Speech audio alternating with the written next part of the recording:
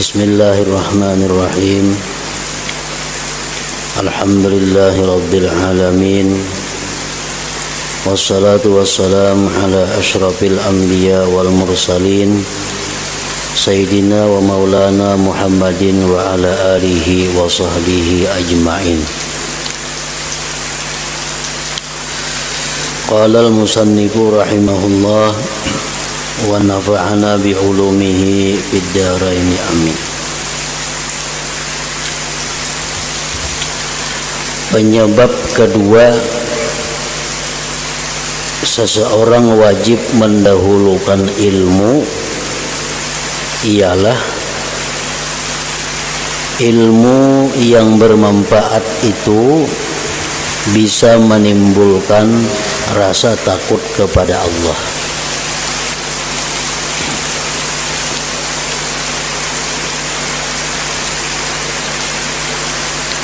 Nah, itulah sebabnya menuntut ilmu didahulukan daripada yang lainnya.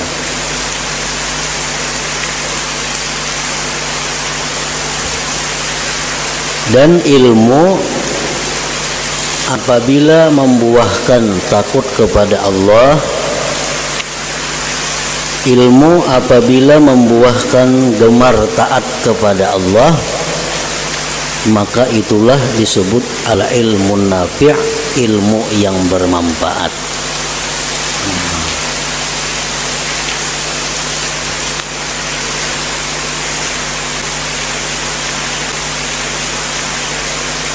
Orang-orang yang menuntut ilmu apabila dia mati, matinya sebagai syahid. Penuntut ilmu yang macam apa? Penuntut ilmu yang bermanfaat tadi.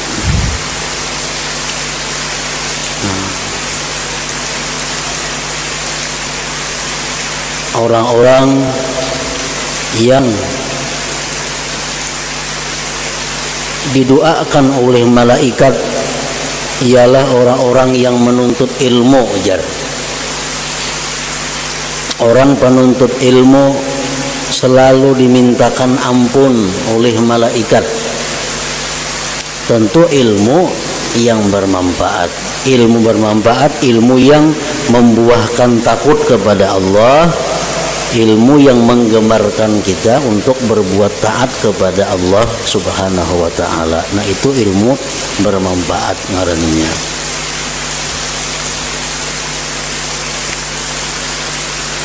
Allah Ta'ala berfirman, innama yakhshallaha min ibadihil ulama. Artinya yang bisa takut kepada Allah hanyalah hamba-hamba Allah yang berilmu. Ilmu apa? Ilmu yang bermanfaat tadi. Orang yang kada punya ilmu, jelas sudah kada akan takut kepada Allah.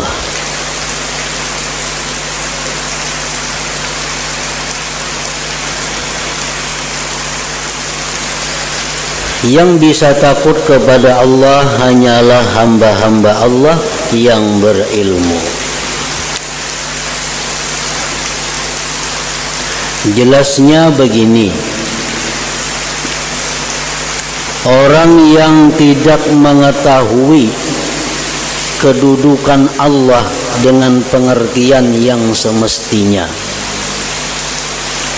tentu tidak merasa takut kepada Allah dengan takut yang semestinya.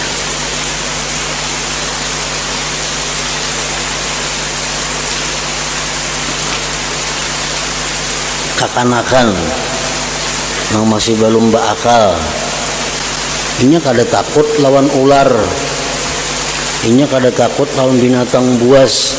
Kenapa? Karena ini kada tahu kedudukan binatang buas itu bisa membinasakan inya, binatang buas itu bisa memangsa inya kada tahu. Kalau sekanak-kanak ini wani lawan binatang buas. Maka itu juga manusia nang kada tahu lawan Allah, maka dia akan berani kepada Allah. berani melanggar hukum Allah, kada menghiraukan perintah Allah. Kenapa? Inya kada tahu lawan Allah Ta'ala itu kedudukannya kayak apa.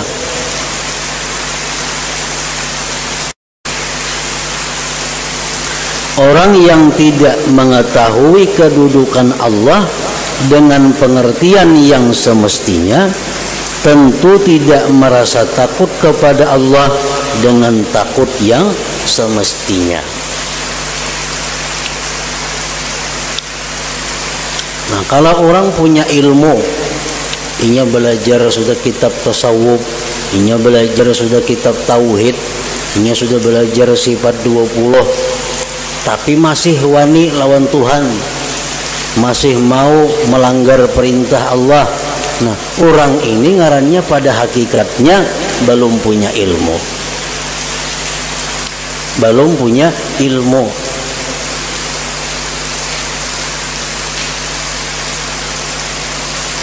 Imam Malik mengatakan ilmu itu bukan di kitab ini. Ilmu itu bukan hafalan. Ilmu itu ujar Imam Malik adalah cahaya yang diberikan Allah ke dalam hati hamba-hambanya. Nah, itu ngaran ilmu.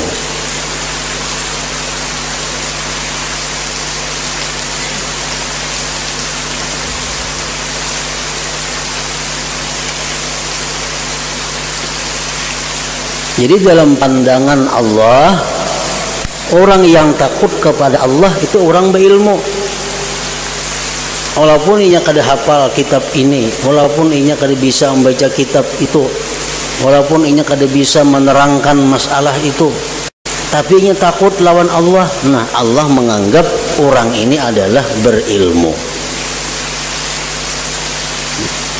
Inya hafal macam-macam kitab, pandai menjelaskannya, pandai merincikannya, tapi inya kadang takut lawan Allah. Nah, Allah menganggap orang itu belum lagi berilmu.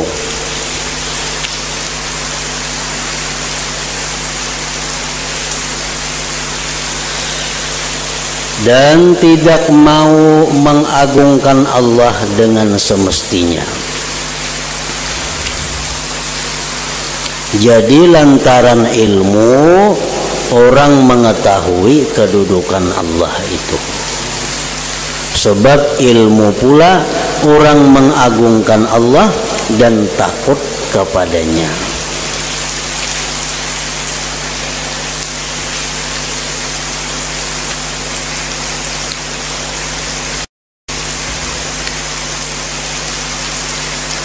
Nah, pengertian takut kepada Allah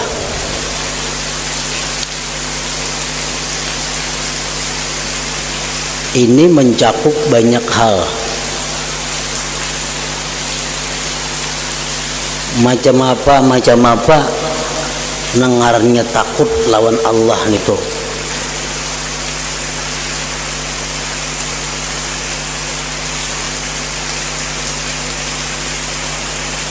Yang pertama, orang itu bisa dikatakan takut kepada Allah apabila dia khaufus sabiqah, dia takut akan hal yang terdahulu. Hal yang terdahulu apa? Takdir kita pada azal. Nah, Allah menciptakan manusia, sekaligus di situ Allah menetapkan keadaan kita. Apakah kita ini orang yang beruntung atau orang celaka? Itu sudah ditetapkan Allah. Nah, kalau kita ini takut terhadap apa yang ditetapkan Allah dahulu kala itu, aku ini takutan mana hidup nih. Takdirku ini jadi orang beruntung kah ke surga mati, jadi orang celaka kah aku ini ke neraka mati. Ini selalu takut membayangkan itu. Nah, ini termasuk bagian daripada takut lawan Allah Subhanahu wa ta'ala.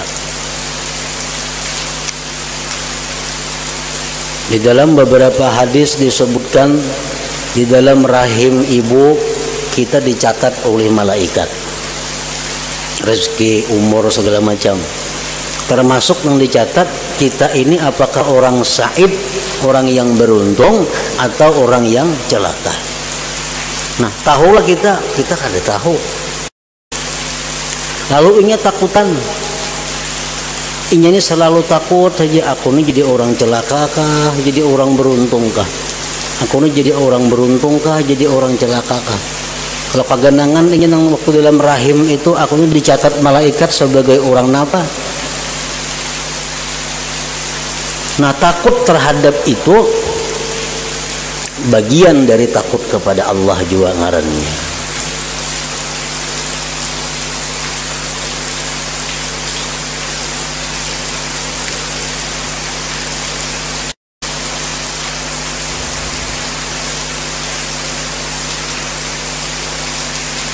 Yang kedua, contohnya khauful khatimah, takut kesudahan. Takut kesudahan.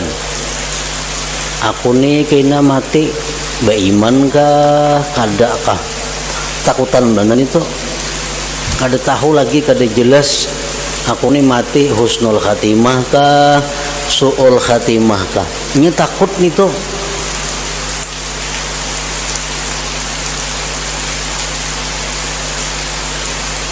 Nah, bila mana kita takut mati kita itu disudahi dengan jahat, maka itu merupakan bagian takut kepada Allah Subhanahu wa ta'ala juga ngarannya.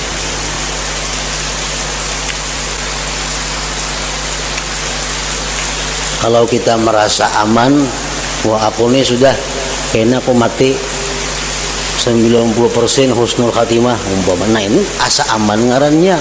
Bila orang aman macam itu, maka dia akan mendapat risiko bahaya yang besar.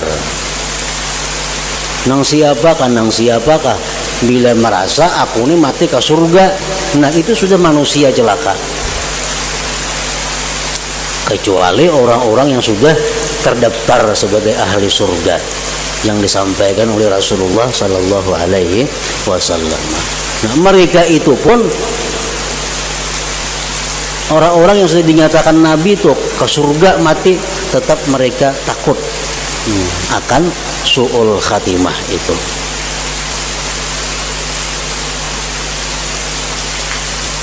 Nah, jadi bila kita takut menghadapi kematian, apakah kita beriman atau kada, itu menunjukkan bahwa kita ngarannya takut kepada Allah. Termasuk bagian takut kepada Allah.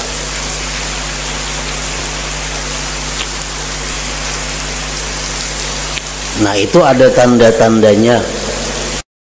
Kayak apa orang tandanya dalam rahim itu ditulis beruntung? Kayak apa alamatnya orang yang dalam rahim itu ditulis celaka? Siapa yang ditakdirkan Allah matinya husnul khatimah? Siapa yang matinya ditakdirkan Allah su'ul khatimah? Itu ada tanda-tandanya. Nabi kita menjelaskan. Ujar Nabi kita tanda-tandanya apa? Tanda-tandanya itu ujar Nabi kullun muyassarun lima khuliqalahu. Setiap orang itu ujar Nabi kita dimudahkan untuk berbuat sesuatu yang dia diciptakan untuk sesuatu itu. Orang ini diciptakan Allah sa'id, beruntung, artinya ahli surga. Nah, di dalam perjalanan hidupnya orang ini selalu mudah, selalu dimudahkan Allah untuk berbuat perkara-perkara yang membawa dia ke surga. Itu tandanya. dimudahkan Allah beribadah, dimudahkan Allah menuntut ilmu, dibukakan hati oleh Allah mencintai orang-orang yang dicintai Allah. Ini alamat.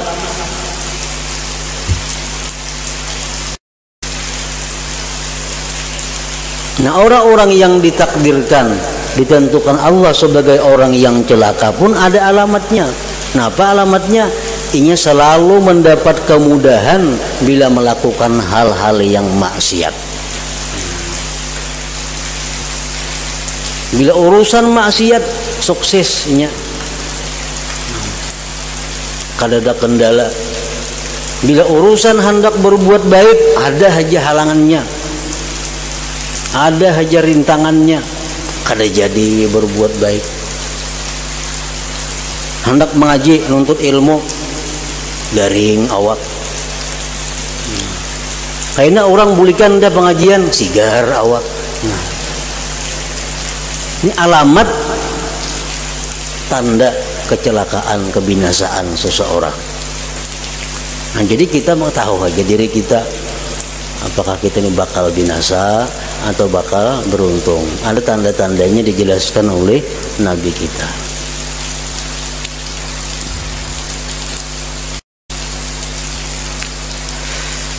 Nah, yang ketiga, bagian daripada takut lawan Allah, khaufu alamil qabul. Takut kada diterima Allah. Ini takutan, sembahyangku diterima Allah kah? Puasaku diterima Allah juga kah? Tobatku diterima Allah juga kah? Takut inya.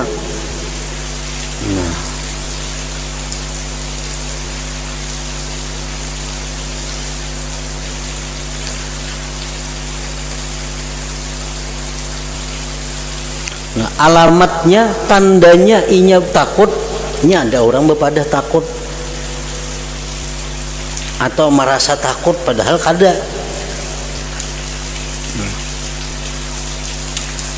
Tandanya apa? Tandanya inya berhati-hati dalam ibadah, bersungguh-sungguh dalam ibadah. Kayak apa supaya ibadahku ini sah dan diterima Allah? Karena inya takutan namun ibadah ini kada diterima oleh Allah. Nah, bila mana kita takut bahwa ibadah kita ini kada diterima Allah, maka itu merupakan bagian takut kepada Allah juga ngarannya.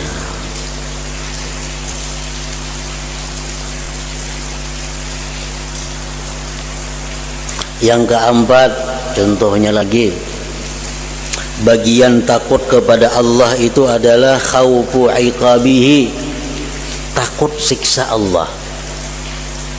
Takutan benar siksa kubur, takutan benar siksa di neraka, takutan benar huru hara di padang mahsyar. Takut inya. Nah, tandanya inya takutan itu ada tandanya. Pasti menjauhi hal-hal yang membawa ke situ.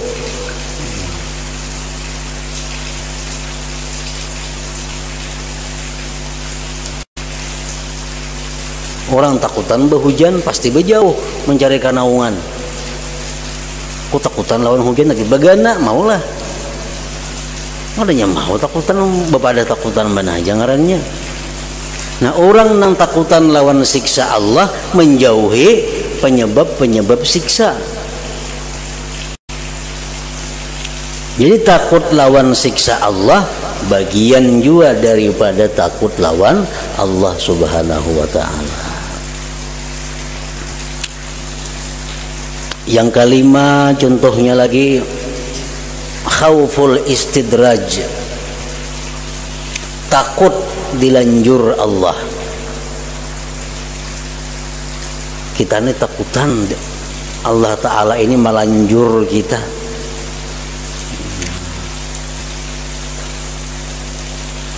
Selama ini awak sihat, rezeki lancar, pekerjaan kada ada masalah, keluarga bahagia. Tapi aku lawan Tuhan beribadah kada seberapa. nang maksiat masih mau tagawi kita laksana. Kadang-kadang aku takutan benar kalau kebahagiaan hidup ini hanya lanjuran Allah, karena di akhirat disiksanya habis-habisan. Nah, takutan kalau dilanjur Allah. Maka itu ada hadis Nabi yang mengatakan demikian. Orang yang selalu tercapai cita-citanya, orang yang selalu hidup bahagia, tapi dia masih suka maksiat, maka itu adalah lanjuran dari Allah. Nah, itu hadis Nabi. Maka bila orang dilanjur Allah ini berbahaya. Kata ditakur-takur lagi dilanjurakan.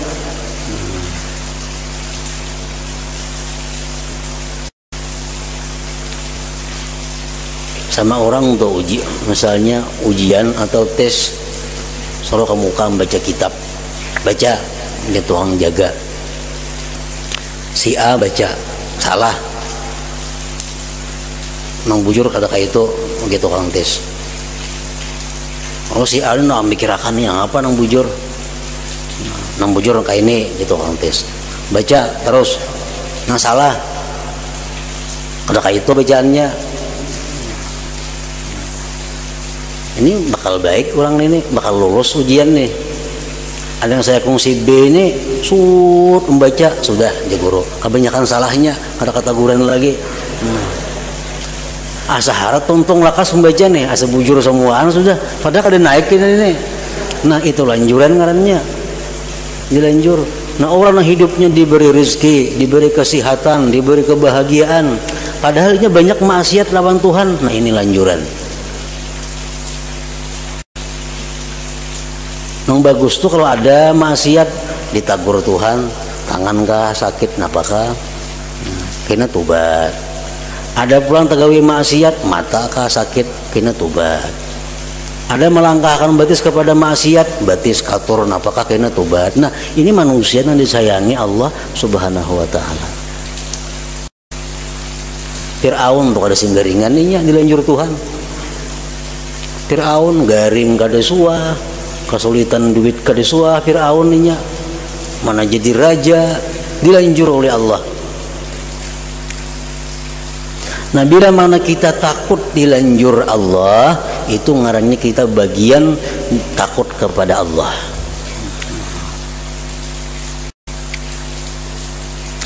Yang keenam contohnya lagi termasuk dalam kandungan takut kepada Allah itu khauful khidlan. Takut kada diberi taufik oleh Allah.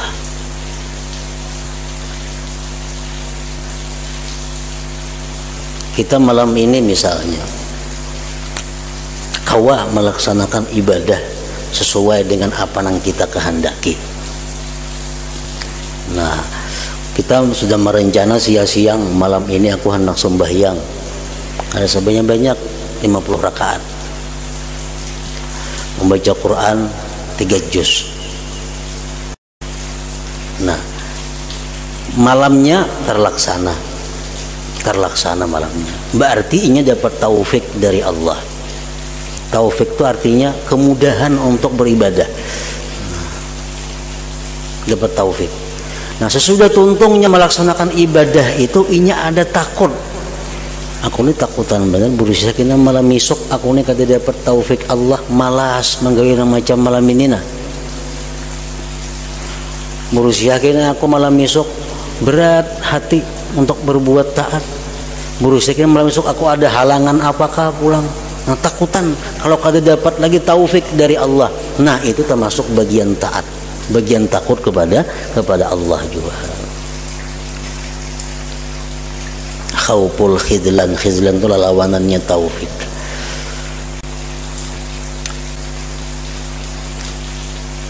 Ini tahu pada ini baik, ini bagus, ini banyak pahalanya, tahu. Tapi Allah kada memberi taufik, kada kau menggawi, kada dimudahkan. Khauful khidlan. Yang ketujuh contohnya lagi dalam kandungan takut kepada Allah itu adalah Khaufu may yakhafullah. Takut kepada orang yang takut kepada Allah. Ini bagian dari takut kepada Allah. Kita takut terhadap orang yang takut kepada Allah. Nabi-nabi itu orang takut kepada Allah. Kita takut lawan nabi-nabi itu.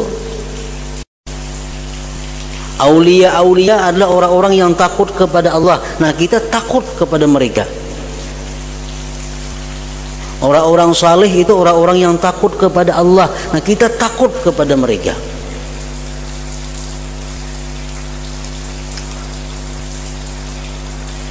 Takut mengapa? Takut menyakiti sidin, takut mengecewakan sidin, takut kadang menyenangkan sidin. Takut kita. Jadi kalau orang-orang yang takut kepada Allah itu, kita mesti takut lawan sidin itu.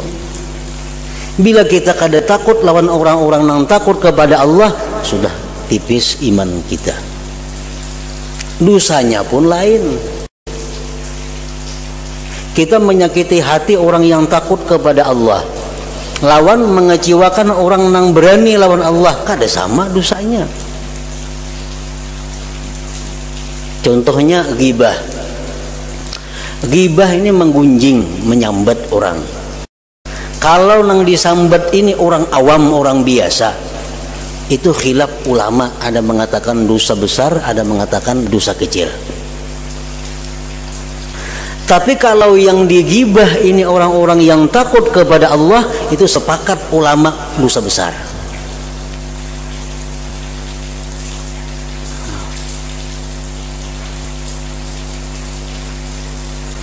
Kita kada maasi lawan orang biasa, dinasihati berbuat baik, nang manasihati ini kekawanan, kita kada menurut, itu kada seberapa salahnya.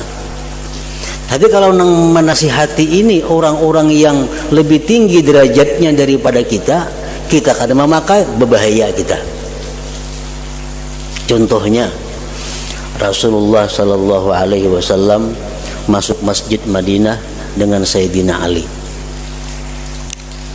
Lalu masuk lawan Sayyidina Ali di Masjid Nabawi, ada di situ orang guring di masjid. Padahal waktu sembahyang sudah masuk. Waktu sembahyang sudah masuk. Lalu Nabi kita berkata kepada Sayyidina Ali, "Hai Ali, itu garak nang guring itu bangunakan." Kan membangunakan orang guring ini berpahala nih. Membangunakan orang guring untuk sembahyang itu berpahala. Nabi suruh Sayyidina Ali, Ali bangunakan itu orang. Ali bertakun lawan Nabi, "Wahai Rasulullah, pian ini orang yang paling segera berbuat kebaikan. Kenapa pian menyuruh ulun? Jangan pian bang berdulu. Pian berpahala tuh." Maka Nabi orang yang paling segera berbuat kebaikan daripada orang-orang lain. Nah, menggerak orang, kenapa pian menyuruh ulun? Ujar Nabi, "Wahai Ali, kalau ikam nang menggerak, inya kada bangun, kada apa-apa. Kalau aku menggerak, inya kada bangun, kapirinya." Kapirinya. Nah, kenapa nang menggerak nih Nabi? Jadi untuk menyelamatkan orang itu, demi kemaslahatan itu, Nabi kita bakalah untuk berbuat kebaikan. Nah, menyuruh Sayyidina Ali. Nah, jadi tingkatan manusia yang takut kepada Allah itu kita perlu takut. Dan itu bagian daripada takut kepada Allah Subhanahu wa taala. Khaufu may yakhafullah, takut kepada orang yang takut kepada Allah. Adalah Nabi terdengar sebuah hadis sidin azan. Nah, ada Nabi kita imam, tapi azan belum bertemu lagi ada hadis Nabi kita azan. Kenapa? Kalau Nabi kita azan, sekampungan mesti turun ke masjid itu. Karena Nabi nang mengiyau, hayya 'alas shalah. Nah, kalau azan yang kada turun, dosa besar. Nabi kita apa nama ngiau. Ini berhubung nang azan ini lain Nabi, lalu sunat saja berjamaah itu. Kada jadi wajib jakanya Nabi nang azan. Nah, jadi tingkatan kedudukan antara orang yang biasa dengan orang yang lebih takutnya kepada Allah itu mesti kita bedakan. Nah, kita mesti takut kepada orang yang takut kepada Allah.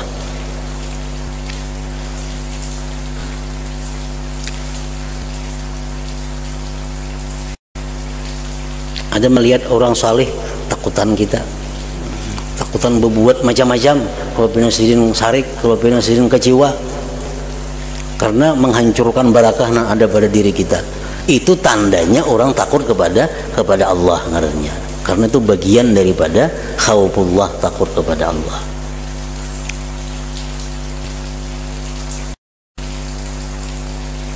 Yang kedelapan contohnya lagi, tanda bagian daripada takut kepada Allah itu adalah khaufu man la yakhafullah.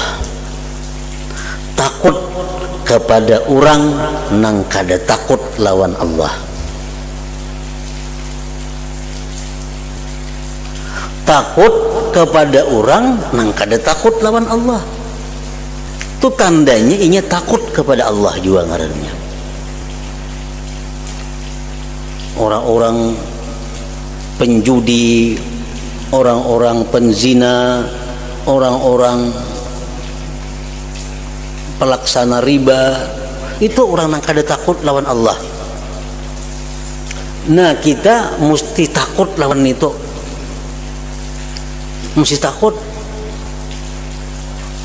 Ada orang peminum arak beparak lawan kita, kita mesti takut, karena itu merupakan bagian takut kepada Allah. Ada orang yang dikenal sebagai ahli riba atau orang zalim, anak datang kepada kita, anak mendekati kita, anak mengawani kita, kita takutan.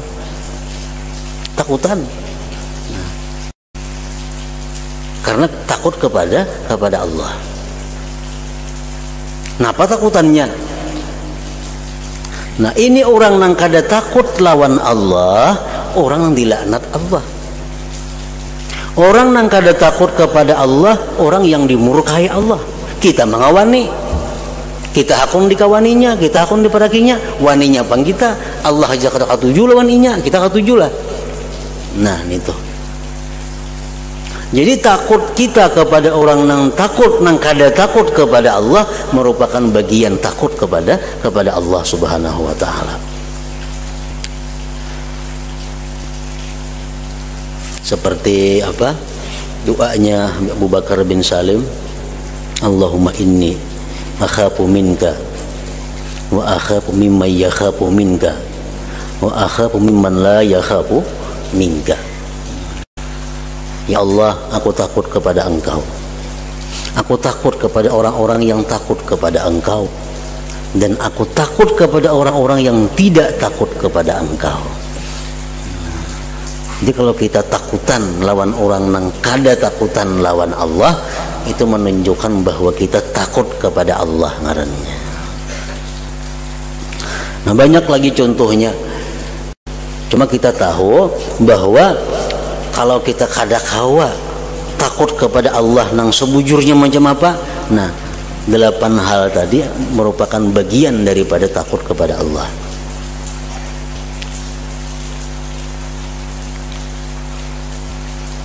Nah, jadi ilmu-ilmu nang membuahkan kita takut kepada Allah, ilmu-ilmu nang membuahkan kita kepada nang 8 contoh tadi, itu ilmu nafi' ngarannya, ilmu nang bermanfaat. Itu ilmu nang mesti diutamakan daripada yang lainnya. Kesimpulannya, ilmu dapat menimbulkan bermacam-macam laku taat dan mencegah berbagai maksiat dengan mendapat pertolongan Allah. Selain 2 hal ini, timbulnya taat dan tercegahnya maksiat bukanlah menjadi tujuan hamba, bukanlah menjadi tujuan hamba dalam beribadah kepada Allah. Kan ibadah kepada Allah tujuannya apa? Menimbulkan taat dan menghindar daripada maksiat. Itu mesti ilmu terlebih dahulu. Berdasarkan itu engkau harus menetap pada ilmu, belajar dan mengulang-ulangnya. Semoga Allah menunjuki engkau wahai orang yang menempuh jalan menuju akhirat. Pada permulaan hendak beribadah. Mudah-mudahan Allah memberikan taufik kepada kita semua dengan karunia dan rahmatnya. Barangkali Anda bertanya, telah tetap dalam sebuah hadis dari Rasulullah sallallahu alaihi wasallam di mana beliau bersabda, menuntut ilmu itu fardu ain, fardu atas setiap muslim. Talabul ilmi faridatun ala kulli muslim.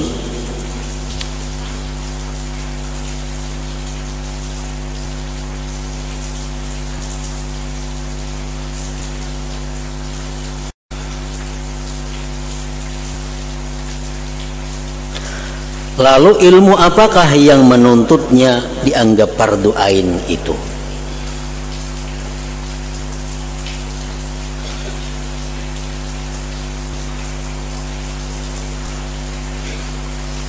Ada orang yang bertakun, talabul ilmi itu kalimatnya mudzakkar, faridatun itu muannas. Artinya mubtadanya mudzakkar, kenapa kabarnya muannas? Maulah Zaidun qaimatun, maulah Zaidun qaimatun. Ada mau mesti Zaidun qaimun, maka mestinya talabul ilmi fardun. Ini kenapa faridatun? Oleh pengarang kitab Syarah Minhajul Abidin disebutkan bahwa tak di situ lain tak taknis, tu tak li takkid ngarannya. Taknya tak li takkid. Jadi mudzakkar itu faridatun itu. Sama nang kayak alamatun. Alamatun itu lain tak taknis, tu tak takkid.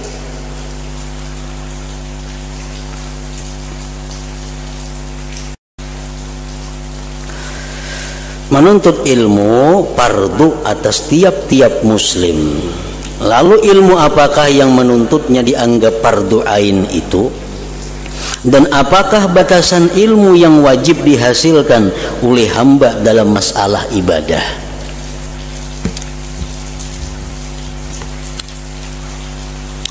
Ketahuilah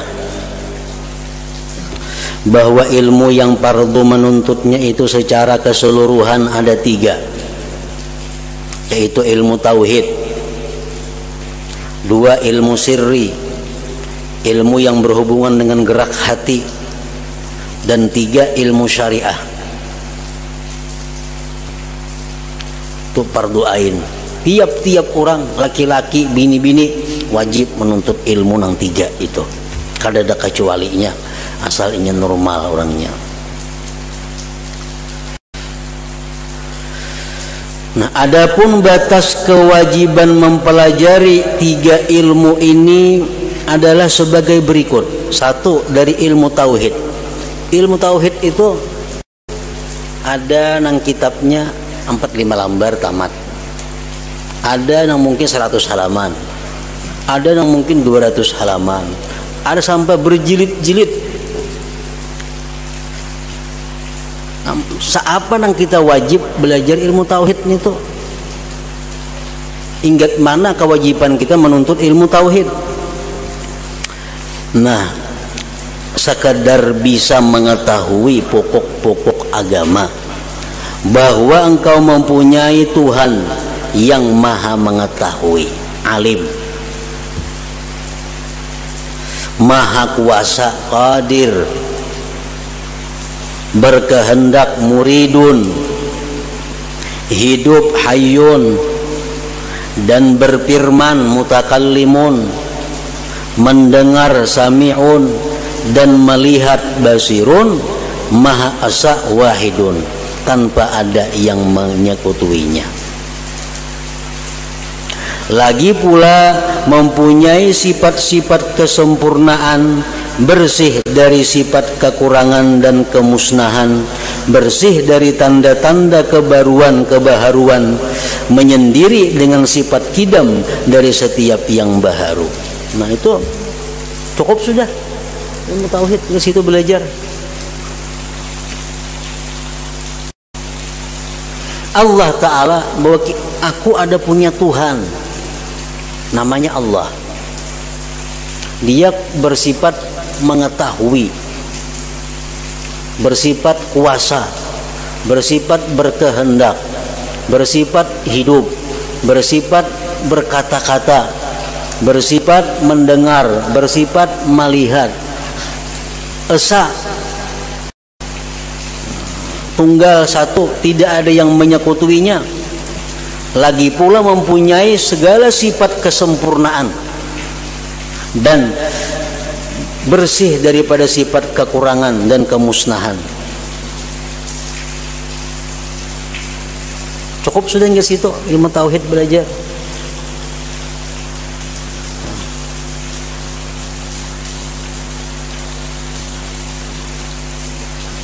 Dan dalam ilmu tauhid ini ada 4 kalimat, 4 lafaz yang jangan dipakaikan kepada Allah. Pertama, kaifa, jangan main-main lawan kaifa.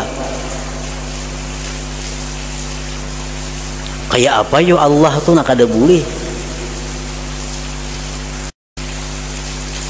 Pertama, nang jangan ditujukan kepada Allah kaifa, bagaimana? Kayak apa Allah maulah kayak ini? Kayak apa Allah tuh ada kada bertempat? Kayak apa Allah melihat kada bermata? Nah, jangan kayak apa itu. Jadi kalimat yang jangan sekali-kali ditujukan kepada Allah, pertama kaifa, bagaimana? Yang kedua, kalimat yang jangan diarahkan kepada Allah, mata, kapan? Kapan, apabila Allah Ta'ala tuh adanya, apabila ini, apabila itu. Nah, kalimat apabila jangan ditujukan kepada Allah, karena Allah Maha Suci terkait dengan masa. Sebab Allah sudah ada sebelum masa itu ada.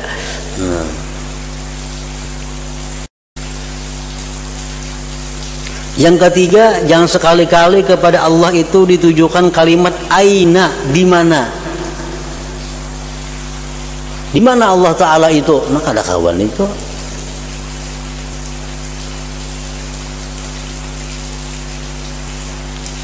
Allah Ta'ala itu ada pokoknya. Di mana? Menempatkan di atas, berarti kita mengurangi kemuliaan Allah, kesucian Allah. Kenapa? Karena atas itu ciptaan Allah. Allah sudah ada sebelum adanya si atas itu. Kalau kita katakan bahwa Allah berada di atas, berarti atas yang menyandang Allah Ta'ala, berarti mengurangi kesucian Allah. Kada boleh itu. Yang ketiga, yang jangan digunakan kepada Allah, kam. Allah itu berapa?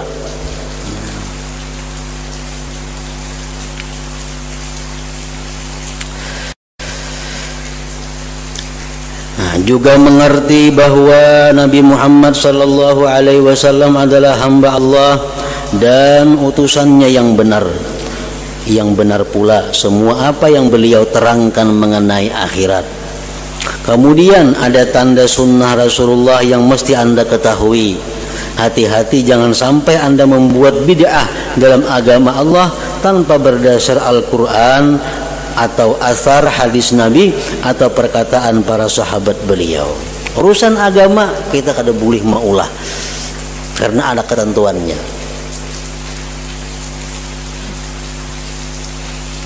Kada boleh maulah-ulah kita. Urusan ibadah nak menambahi seorang, agama sudah menentukan, misalnya sembahyang zuhur 4 rakaat, nak ulah jadi 6, ada kawan itu. Apa asa baik banyak nih, kada kawa ditambah-tambahi, itu bid'ah ngarannya.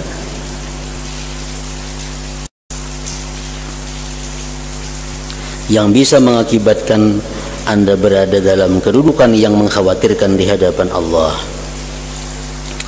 Semua dalil ilmu tauhid asal pokoknya sudah disebutkan dalam kitabullah Al-Quran.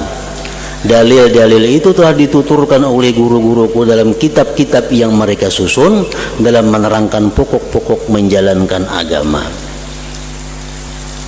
Nah, secara umum dapat dikatakan segala hal yang tidak Anda mengerti, lalu Anda merasa tidak aman dari kerusakan, maka adalah fardu ain mencari ilmunya dan Anda tidak boleh meninggalkannya.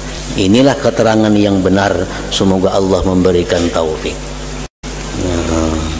Jadi tauhid cukup nang kayak tadi aja.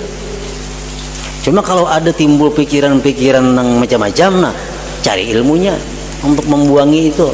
Kalau ada geritik-geritik hati yang macam-macam tentang Allah, cari lagi ilmunya untuk membuangi nang geritik-geritik itu. Secara pokok ilmu tauhid cukup apa nang disebutkan tadi.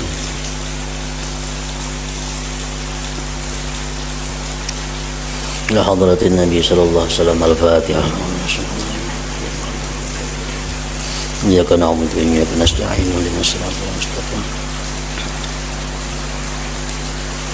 Bismillahirrahmanirrahim. Alhamdulillah rabbil alamin. Allahumma shalli wa sallim ala sayyidina Muhammad wa alihi wa sahbihi ajma'in. Allahumma ighfir lana ma akhtana wa ma ta'ammadna wa ma asrarna wa ma a'lanna wa ma asrafna wa ma anta a'lam bihi minna. Antal muqaddim wa antal muakhir, la ilaha illa anta. Allahumma anfa'na bima 'allamtana wa 'allimna ma yanfa'una wa zidna fahman wa ilman wa amalan wa hudan wa taufiqan bi rahmatika ya arhamar rahimin. Sallallahu alaihi sayyidina Muhammadin wa ala alihi wa sahbihi wa sallam. Alhamdulillah.